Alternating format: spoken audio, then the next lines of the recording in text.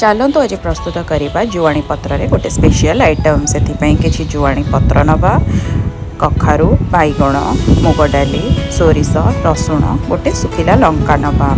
प्रथम गोटे कड़ाई रे किछि मुग डाली को पकाई भल भाव भाजीदबा। मुग डाली भल भाव भाजी हो गला परे आमे ताकू चुली रु ओह्लाइदबा।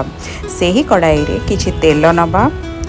तेलटी भल करी गरम हो गला परे सेथिरे आमे सोरिष सुखिला लंका रसुण पकाई भाजीदबा। टिके ब्राउन हो गला परे सेथिरे आमे पानी पकाईदबा। सेही पानी रे आमे टिके लूण पकाइबा। टिके फुटी आसिले आमे सेथिरे भाजिकी रखिथिबा मुग डाली को पकाईदबा।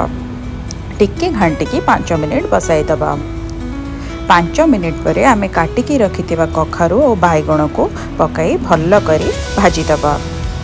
तापरे ताको 5 मिनिट घोड़ाई बसाईदबा। 5 मिनिट पर टिके सीझी आसीथिबो सेथिरे आमे काटिकी रखिथिबा जुआणी पत्र गुड़ा को पकाईदबा। ताको भल भावे घांटी आमे कौन करिबा 10 मिनिट घोड़ाई बसाईदबा।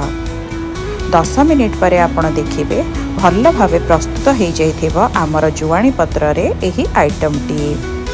तापरे चुली रु आमे ओल्हाई ताको आमे गरम गरम प्लेट रे सर्व करिबा। एहाकू आपण गरम गरम भात सहित खातु देखिबे बहुत ही स्वादिया लागिबो। एटा मोर आईंकर गोटे स्पेशल आइटम आपण माने भी खातु बने देखिबे तापर मते कहिबे केमिति लागिला। एबे आपण एही वीडियो को एंजॉय करंतु। Thanks for watching.